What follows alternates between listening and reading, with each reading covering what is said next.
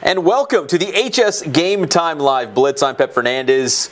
This is the big ticket, Kyle Glaser, KG. And Kyle, we've got a lot to get to. We're going to hit some boys basketball news and a lot of stuff going on right now as our two top teams, Centennial and JW North, making a lot of noise in the rankings as well. Yeah, absolutely. Once again, CIF polls came out. North and Centennial, the only two teams on the open division watch list. Centennial's number 4 in D1AA, North number 1 in 1A. Those really are the two teams that are the class of the Inland Empire.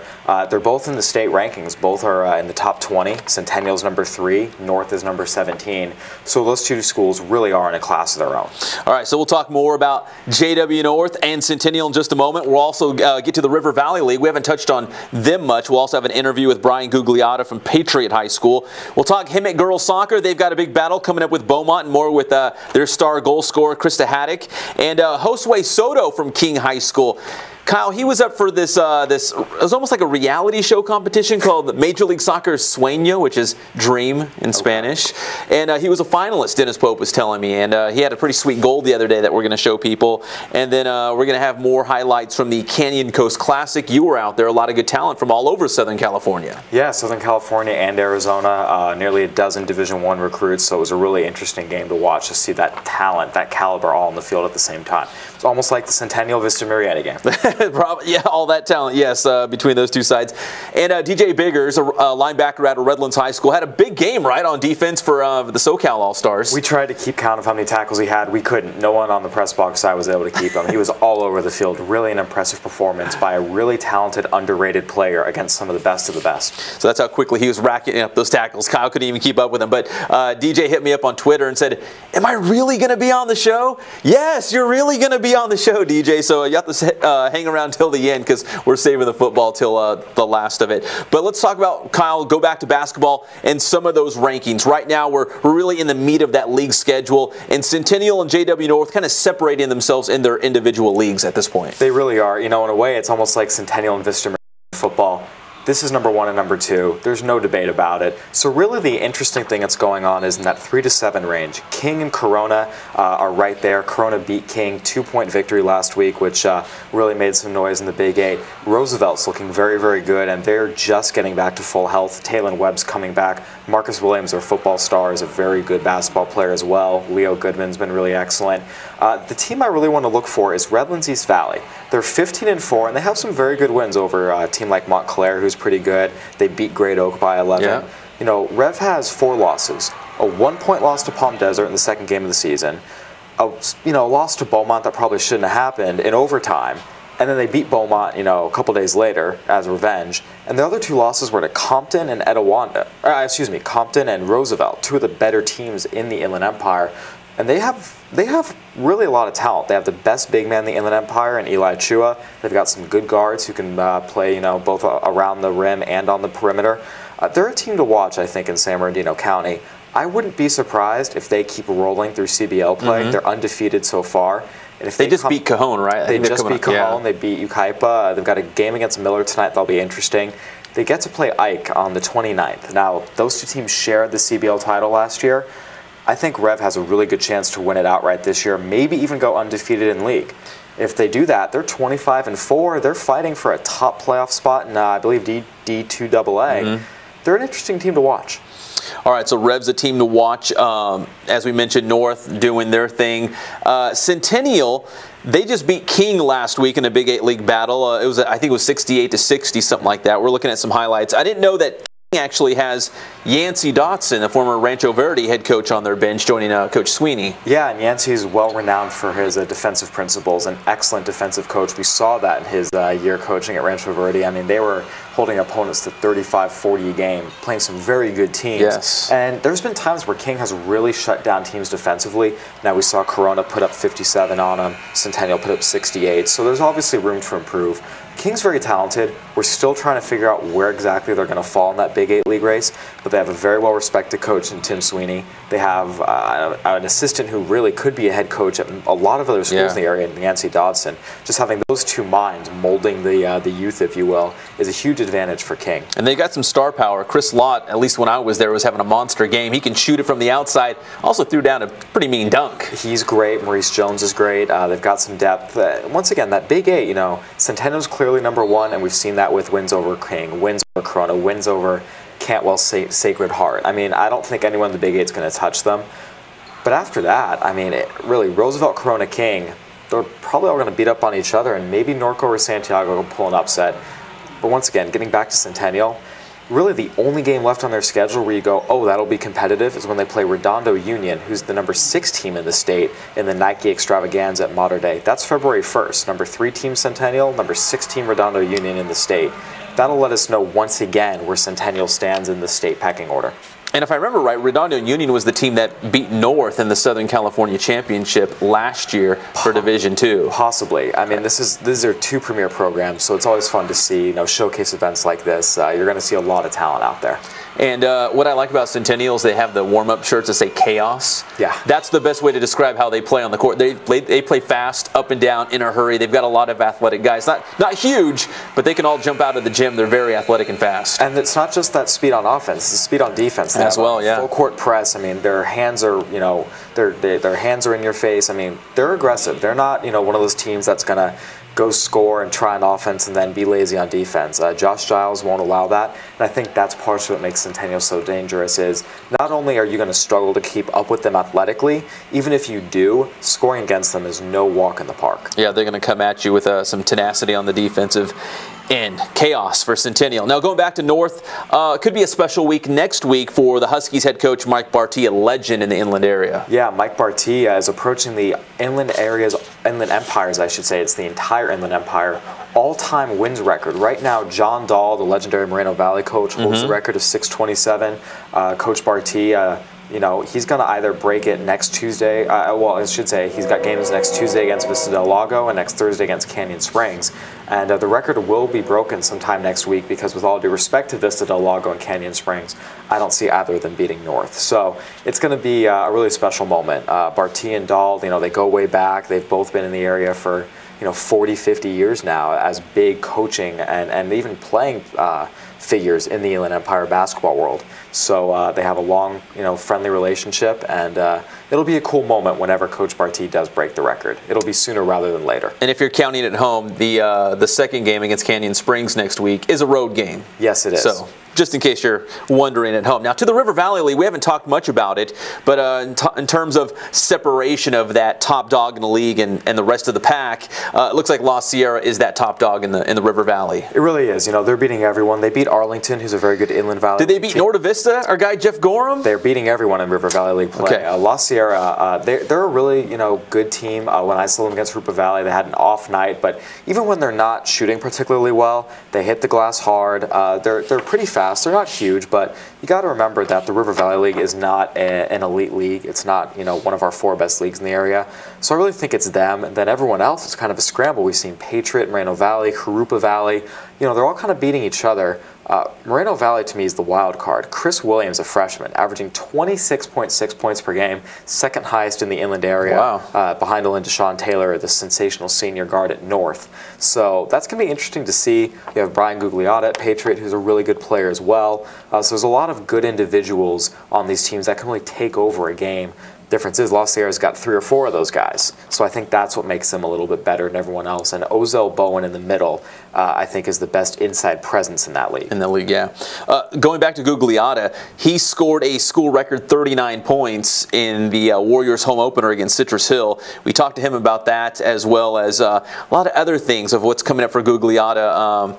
He's a special player, and I kind of kid around with him because he looks young. I mean, he looks like he's barely in high school, but he's obviously one of the best players in our inland area. So here's Patriots Brian Gugliotta. Don't take this the wrong way, but you got like a baby face. You look young, right? I mean, do you get that a lot, and people maybe, you know, don't take you seriously? I mean, do you get that? Yeah, I get that a lot, but you know, I just use that to my advantage, and I come out and they underestimate me, and I just go hard. And you got good grades? Yes, I have a 4.1 cumulative GPA. Wow, so you take like AP classes and all that? Yes. So what's your favorite course right now, your favorite class? Right now, probably English. Is that something you might want to study in college? Yeah, I'm looking to go into communications and possibly some graphic design. Oh, nice. Are you interested in like journalism or broadcasting at all? Journalism and broadcasting is a big thing, so I like to write, so journalism, especially about sports, that'd be interesting. So you'd like to be a sports reporter? That'd be great. What would you ask me? If you're going to interview me, what would you ask me? Probably some of the same questions you're asking me. Tell me about, I guess you have family on the East Coast, right? So they watch HS Game Time online. Talk about that, how they're able to keep up with what you're doing out here in California. I mean, they love it. I always send them little clips and little videos, and they love keeping up with me. And then when I go out and visit in the summer, you know, they're always talking to me and trying to play me one-on-one and just the whole thing. And it's really good to see them and just to let them know what I'm doing. What do you think it's going to take out of your own individual game to kind of help this team, you know, progress and challenge for that River Valley League championship? I just need to just come out and see what the defense is giving me today. When they played zone on us, so obviously that opens up my shot for a little bit. But and they started to close out on me, and I just kept my head up and looked, and I was able to find my teammates for some easy baskets underneath. So I just react to what the defense does, and I just do whatever I need to do to help my team win. Now, I called you Googs in the highlights. Yeah. Has that always been your nickname? Do people always call you Googs? When I was in middle school, they did, but you kind of made it come back a little bit. But now I get it a lot. So. So the kids at school call you Googs again? Yeah, they hear the videos and they jump on it. You know, it's good. We've had him for 3 years, and he's grown every single year along with the other guards, and he's done a good job of really helping everyone blossom on the team. So it's good. So that was Patriot head coach Kyle Gregory talking about Brian Gugliotta. And yeah, head coach Kyle Gregory, because his dad, Tom Gregory, was the Patriot head coach, surpassed 600 career wins last season. But Kyle said it was always the plan for his dad to kind of pass, you know, the torch over to him. And his dad still hangs around practice. Obviously, he's in his ear a lot. But Kyle Gregory is the first-year head coach for Patriot, talking about Brian Gugliotta. And down in the Southwest, two teams are undefeated right now. And I believe they're going head-to-head in Great Oak and Temecula Valley, right? Yeah, those are really the two teams that are the class of the Southwestern League, and really the Southwest as a whole. Temecula Valley doesn't have too many black marks on their record this season. They're number 4 in our HS Game Time rankings right now. But the meat of the Southwestern League is tough. With Great Oak, Marietta Valley's had some struggles. They're still a good team. Even Chaparral with Ed Coyle, you can't overlook them. So even if they go out and beat Great Oak, it doesn't mean, oh, they're already going to go undefeated in league play. It's going to be very hard for any of these teams to really beat each other consistently day in and day out. Then down in the Sun Belt League, it really is Elsinore and Paris, as always. Those are the two teams. They're going at it tonight. Jeff Parenti is down there covering that one. So really, I mean, same old in the Sun Belt, and it's really cool to see Elsinore just year in and year out churn out the success in its boys basketball program. I think, as the great Jeff Parenti likes to call the Southwestern and Sun Belt leagues, meat grinders, because they just beat each other up all season long. A lot of great teams, and you know, there's a lot of parity. You know, there's not a lot of separation between them all. You know, it changes every year. This year, the Big 8, in my mind, there's no question, is the deepest, toughest league in the inland area. Really in the Inland Empire, you probably go Baseline League and the Big 8 are kind of 1-2. But then the Southwestern League is right there below them. I mean, really, there's 4 good teams in that league, and even 5 and 6 can pull out a win any day of the week. So, once again, the Southwestern League, great athletes, it seems, in every sport, and it's no different in boys basketball. All right, now we're going to girls soccer, because I know you want to. And Temecula Valley, we've talked a lot about them. They're still undefeated in Southwestern League play. They picked up another big win last night. Big shout out to Shell Robertson for hooking me up with the video as well. And he told me that Chaparral beat Great Oak, which is, I guess you call a mild upset. So Chaparral versus Temecula Valley, that big match now in the Southwestern League. And if you're looking at our HS Game Time top 10, the top 5, I think there's 2 or 3 Southwestern League schools in the top. So obviously, you know where a lot of the talent's coming from. But now we're going to the Mountain Pass League, and there's a big match on Thursday night as Hemet is taking on Beaumont. Now, Hemet has been that team to beat in the Mountain Pass League, but Beaumont also undefeated right now in league play. The two sides will collide head-to-head on Thursday night. And let's check out some highlights of Hemet's win against Citrus Hill on Tuesday. And we caught up to the team to ask them about this big match with Beaumont that is coming up. I'm Pep Fernandez with HS Game Time, and let's check out some Mountain Pass League girls soccer. Hemet on the road at Citrus Hill on Tuesday afternoon. Early in the first half, Bulldogs on the attack. The ball is deflected out to Bailey Boyd, and Boyd gives it a blast and beats the keeper, and Hemet goes on top 1-0. In fact, that was the score at the half, as Hemet was on top by a score of 1-0. So in the second half, the Bulldogs continued to put plenty of pressure on the Hawks' net, but they could not find another goal, so it remained 1-0 deep into the match. Citrus Hill made things interesting at the end. They had some opportunities, but Hemet hangs on to improve to 3-0 in the Mountain Pass League with a 1-0 win. We didn't come out prepared today. I think we're looking to knock the ball around a little more than we did, and then we need to finish on our chances. So we've been struggling finishing on goals lately. So we'll work on it in practice and come back, get ready for Thursday against Beaumont. They look good this year. I think right now they're the team to beat. So they've got a better record than we do right now. We're tied in league, I believe, but it'll be a good game. It should be great. Hopefully the girls come out mentally prepared for that game. So we'll see. Really frustrating because we were all feeling pretty off today, and we just weren't connecting like we would like to. And really, it was just really slow pace. We were making our decisions really slowly, which was enabling to them react a lot better to what we were doing. Because they've been a good team for the past couple of years that I've been playing, and they lost almost none of their starting lineup from last year. So we knew that they were going to be really strong this year, and based off of what they've been doing against other teams, they obviously are. So that's really what we've been aiming at, and that's why we wanted to have a better game today, was to be in tune for Thursday. So we'll just have to come out stronger. So that was Krista Haddock, star forward for Hemet High School. Coach said he's kind of trying to keep track of her goals. It's somewhere upwards of 30. He says maybe 27, but it ranks near the top in Southern California and, of course, the inland area. But I'm working on something on Krista. She's into broadcasting, Kyle, so you better watch out. She might be standing there pretty soon and take your spot here on the show. Hey, Vinny Fazio will take yours. She'll take mine. I know, we'll be out of a job. Pretty much. In fact, I was out at Citrus Hill for that soccer match, and somebody came up to me and said, "Man, that Vinny Fazio, he's great. He needs to come back on." I'm like, you know what? We could ask him about anything. Hey, tell us about Citrus Hill girls soccer. Vinny would have an opinion or something to give you about it. So, so look for more on Krista Haddock coming very soon. Absolutely. You know, it's really interesting. Hemet, obviously, one of the older schools in the inland area, the oldest school in its town, and it's really had a really good year if you think about it. Baseball reached the quarterfinals. Football made the playoffs. Girls water polo won a CIF title. Girls volleyball reached a CIF championship. Softball had a great run with Taylor Van Zee. I mean, you know, a lot of times we see, you know, we talk about the power schools that are good at everything, and we hear about Rev and Centennial and Santiago and Great Oak. Hemet's had a heck of a year without a lot of publicity. They really have, and they've had this group of 2 or 3 years of the girls going through the school, you know, from volleyball and softball and water polo. I mean, they've had a really good run, especially on the girls' side. But as you mentioned, baseball had a great year. Football made the playoffs. So I mean, they're doing some big things. Boys basketball, Jared Walsh and Gerard. The other player, that's his name is escaping right now. You know, they're 2 of our top 10 scorers in the area. So while the team, I believe, got off to an 0-2 start in league play, they've got some really talented players. So we're seeing boys athletes and girls athletes really excel out there in Hemet. All right, as always, the show brought to you by Adrenaline Athletic Training. We are proud to have them here for our show here on the Blitz, and we'll hopefully be back at their facility very soon. Big 8 League boys soccer. I had to write this down, Kyle, because I was having a hard time believing this. King is 1-0-1, Centennial's 1-1, Norco 1-1, Roosevelt 1-1, Corona 1-1, Santiago 1-2.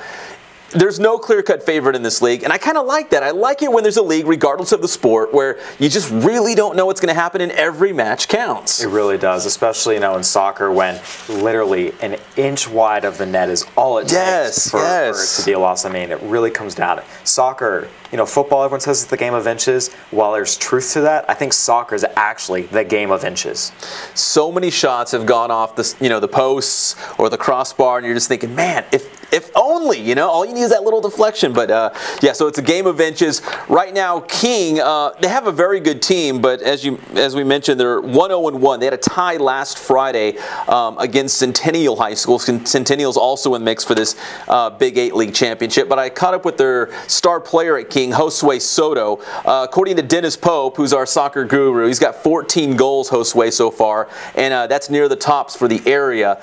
And you'll see in this interview with Josue, we put a little video highlights.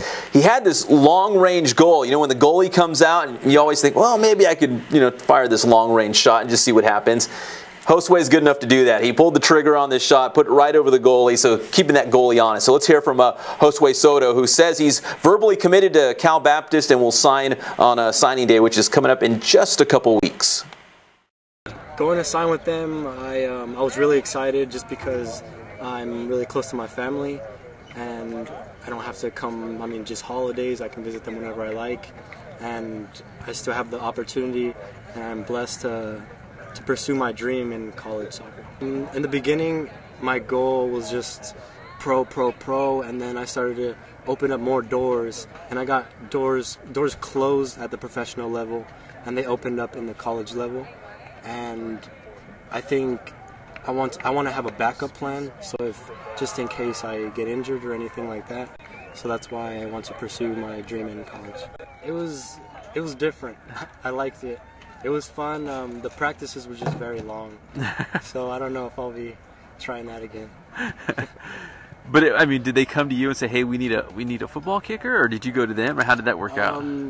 Well, actually, Coach Mapes he was the kicker coach, so he kind of pushed me into it to try it. So it was a good experience, though. The games were fun, though. I mean, did you like Friday nights and doing that? I liked having all those people watch, and just the environment was different, and I like to try new things, so it was fun. I forgot about that. Josue Soto was the kicker for the King High School football team. Had never done it, but Coach Mapes out there is the kicking coach as well as the soccer coach. He said, "Hey, we need a kicker, someone with a big leg. Josue, can you come out and try this out for us?" He did a great job, but obviously soccer is his future, and he's planning to sign with Cal Baptist, and sounds like he has a professional career ahead of him in the future as well. And signing day coming up. Josue, just one of many guys who we're expecting to sign. Some guys, though, still not sure where they're going, Kyle. Yeah, you know, it's really interesting. We've seen a rash of decommitments this year. In football, right? Football. Yeah. Aston Maluata from Centennial recently decommitted from USC. His teammates Barry Ware, Jalen Johnson did the same thing. Vianney Talamavao decommitted. So a lot of decommits. They're not the only guys. Maurice McKnight, you know, San Diego State, San Jose State. So for a lot of these guys, it seemed like, oh, they're going here. Well, as we get closer, a lot of them are changing their minds, and of course, we're always going to see those on signing day where a guy says he's going to sign somewhere and takes off the hat and puts on another one. Yep. So we'll see. But one guy I want to point out that recently committed is Cory Young, Norco running back, got an offer and it's going to Boise State. And it's really good to see, you know, sometimes we get so into, oh, who's committing during their junior year, who's getting all these offers early. You know, Cory Young didn't really have any Division I offers until after his senior season concluded. Had a really big year and is now going to go to a program that's been, you know, top 25 perennially for the better part of a decade. So it was good to see that a good senior year still means something, because sometimes in a recruiting game, it's almost about what you do as a sophomore and as a junior. It is. You know, I was talking to someone at the Citrus Hill High School game, and Brett Hollingsworth's name came up. And he didn't have any really good junior tape. I mean, he had a decent year at King High School, but he really exploded at Citrus Hill. So he was kind of late in the game, because a lot of these quarterbacks after their junior season are already getting these offers, and it's kind of late in the game for a quarterback who wants to go Division I. Yeah, it's going to be interesting to see, you know, come signing day, who are the guys that go D1. But I also want to see who ends up going. You mentioned FCS level stuff. I mean, because there's a lot of really talented players who, for whatever reason, playing time injury, maybe aren't going to get the opportunity to go play at a big-time Division I school. But if you get to go play in an FCS program, you know, get an education, and you're still playing in Division I technically. Yeah. A guy like Joseph Muriel, for example, out of Roosevelt, you know, Montana's been very interested in him. Something like that. It's always cool to see who ends up getting the opportunity to play, even if they don't have the big-name headlines like a USC or an Alabama. Yeah.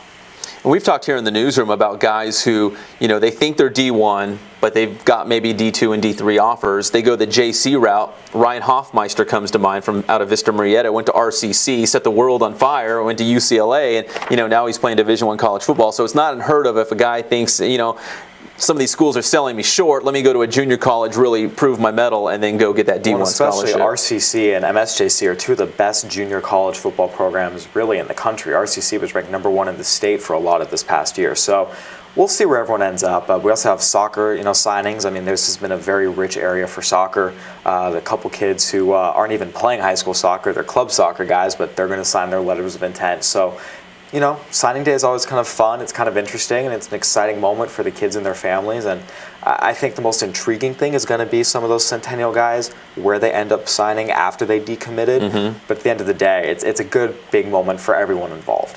The only thing I don't like about signing day is like they do them at 8 in the morning. They want the paperwork right away, and it's like, come on, we're media people. We stay up late. We don't get up early. We're night owls, so the 8 a.m. or however, whatever time they have these signing ceremonies, it can be rough for us. At least push to 10. It helped. Those 2 hours would help tremendously. Yes. All right, so we both were at the Canyon Coast Classic All-Star Football game this past Monday at RCC. Southern California lost again, but there was a lot of great talent on that field, and you were talking about that Arizona line. Yeah, Arizona brought an offensive line that included a U of Arizona commit, a San Diego State commit, a guy named John Sakona, who's a 3-star recruit, and 2 or 3 other guys who are 2-star recruits. I mean, they brought a college-caliber offensive line, and it was really interesting to see some of the inland area's best hold their own. And I'm specifically talking about DJ Biggers. I mean, he got behind the line of scrimmage, made, tackles for a loss on run plays, had a sack, was all over the field, really blew up some of these more touted linemen one-on-one. And so it was really interesting to watch a guy like a DJ Biggers who's undersized, maybe doesn't play. While Redlands is a respectable program, definitely, it's not on the same scale in recruiters' minds as a Centennial or a Vista Marietta, so he maybe didn't get seen as much as he should have. And for him to come out and have a huge performance in that game against a line of that caliber shows that, he can play at the Division I level, because if he's beating Division I guys in and out. Absolutely. That speaks volumes for DJ Biggers.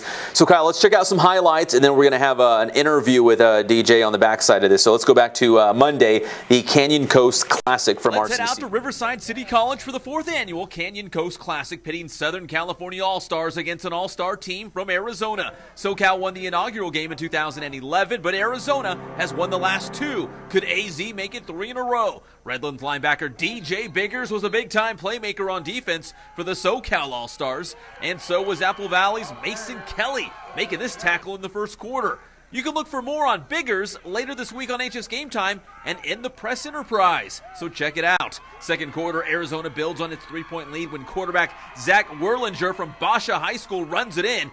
Arizona All-Stars up 17-7. SoCal looking to respond, but Roosevelt quarterback Joseph Muriel is hit hard by Cole Neubauer out of Pinnacle. Now it's Arizona with the ball again in the second quarter, but look out for Murrieta Valley's Jordan Silva wreaking havoc in the AZ backfield.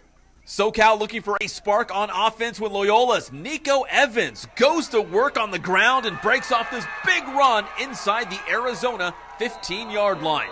Mission Viejo quarterback Ian Fieber looking to capitalize. He completes the pass for SoCal, but the Arizona defense swoops in and strips the ball away. SoCal misses out on a golden scoring opportunity, so we head into the half with Arizona up 17-7. Third quarter, SoCal with the ball, but Fieber is picked off by Mason Johnson from Higley High School. This Higleytown hero puts Arizona on top 24-7. Arizona's defense continued to harass Muriel and the SoCal All-Stars. Big hit there on Muriel, but he would pop back up. Later in the third, the Arizona All-Stars driving and going for the end zone, but Mission Viejo's Jake White comes down with the interception for SoCal. The Southern California Department of Defense enjoyed its fair share of big plays. Rancho Cucamonga's Chris Unga corrals the Arizona QB for the sack, and Unga from Rancho Cucamonga gets his belly patted. What could SoCal do on offense now? Still trailing by 17 points, Muriel to talk with receiver Michael Stewart, who scored SoCal's first touchdown of the game in the first quarter. Same drive, but now in the fourth quarter, Muriel hits Trevor Wright from Upland. All right. The Muriel to Wright score makes it 24-14. Brett Landon, Nico Gomez, Micah St. Andrew in the offensive line giving Muriel time to find Donovan Washington down the line for another SoCal touchdown. It's now 24-21 with just over 2 minutes to play. The SoCal defense in desperate need of a big stop in order to get the ball back, but this big pass play for Arizona really hurt SoCal's chances. That would set up this field goal attempt for Ben Sweet. He bangs it off the post, off the crossbar, and it's good. Arizona wins the Canyon Coast Classic for the third year in a row, 27-21 the final. The Arizona... So there was DJ Biggers all over the field for the Southern California All-Stars, and we mentioned maybe undersized for that position at the Division I level, but the talent and the drive is there for DJ Biggers. Yeah, you know, you got to remember guys like Zach Thomas, 5'10", Elvis Dumerville, I believe, measured in at 5'8", so it's not all about size. If you have the strength, you have the leverage, you have the ball skills, you can make some plays, and there's no question, no, DJ Biggers has those things. So I do think that whatever school's smart enough to look past maybe the size and say, we like what this kid has, we'll get a very pleasant surprise. Another guy who showed very well against that Arizona line, Jordan Silva, defensive tackle from Marietta Valley, lined up in the middle. I mean, he was going right into the meat of that line and, you know, definitely pushed them back a little bit, had a couple tackles for a loss, and was in on some plays as well. So I think that was another guy who really showed, hey, I can play at this level. San Jacinto head coach Bill Powell was heading the Southern California All-Stars defense, and he came up to me on the sideline at one point and said, wow, are you watching Jordan Silva from Marietta Valley? He's all over the place. He's definitely belongs on the field with this caliber of talent. I don't know if he's committed anywhere yet. Do you know? He's not. No offers, I believe, at least at Division I FBS level. So, you know, a lot of guys, you know, there's still a lot of talent out there that is yet to be signed. And it'll be interesting to see because some schools are waiting on some kids and see where they go. And if there's open scholarship positions, maybe seeing guys like a Jordan Silva or a DJ Biggers or an Elijah Brown or a Michael Stewart, you know, these guys who consistently perform, whether you're talking league, non-league, you know, 7-on-7s, regular, you know, showcase camps, all-star games. I mean, all these guys do is produce. So it'll be interesting to see how many of them end up becoming the guys that do get to go somewhere because maybe someone's top choice went somewhere else. Well, the Canyon Coast Classic was definitely an opportunity for them to showcase their skills one more time for, you know, get more tape, more film for these college coaches who might be on the fence about them. But as we talk more about DJ Biggers, let's hear from him talking about the game and also his future. Where does he go from here and hoping to land that college scholarship? So looking forward for you, I mean, you want to play football at the college level, and what's kind of your, you know, your outlook there? Oh yeah, I definitely want to play because I love the game. So I'm looking into some things, and hopefully something will come up. Do you have any offers right now, or? I do not. What would you say to your critics that say, you know what, he's a great linebacker, but he's a little undersized? I mean, what would you say to them to kind of convince them to give you a shot? I would tell them to watch my film and see how I play.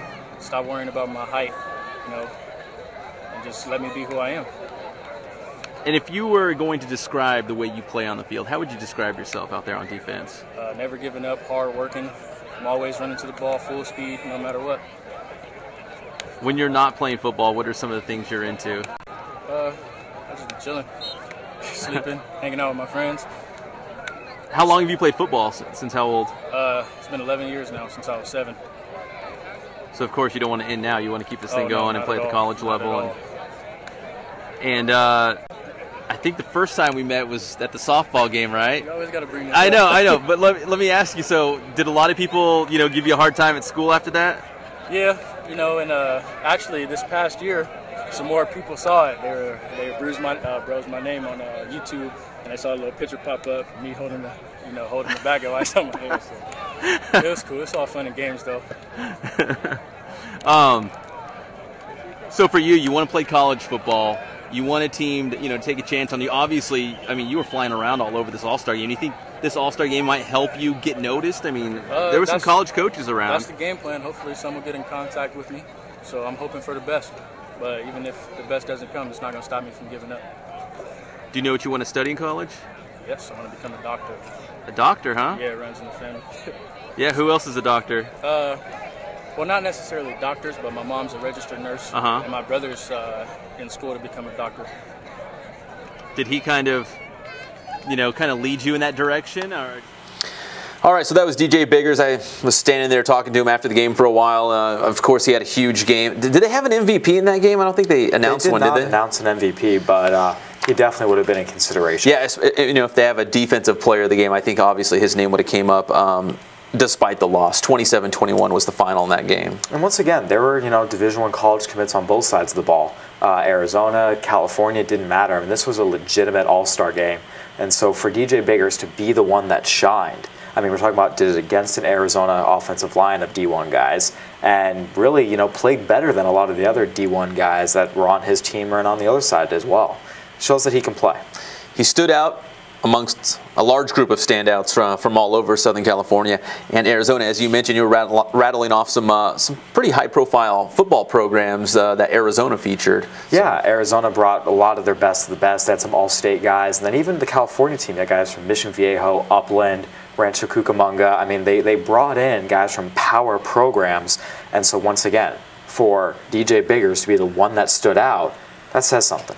Absolutely. Once again, we got to thank Adrenaline Athletic Training for sponsoring the Blitz each and every week. So happy to have them on board. And Kyle, it's been a great show. And next week, maybe we'll be talking about Mike Barty and winning that historic victory for JW North and all of the inland area. He's a legendary figure, and we're happy he's back coaching. He took that brief break, and now he's back at it. And some other storylines that we'll be following, we'll be talking about right here on the Blitz next Wednesday, 5:30. For KG, the Big Ticket, I'm Pep Fernandez, and we'll see you next time right here on HS Game Time.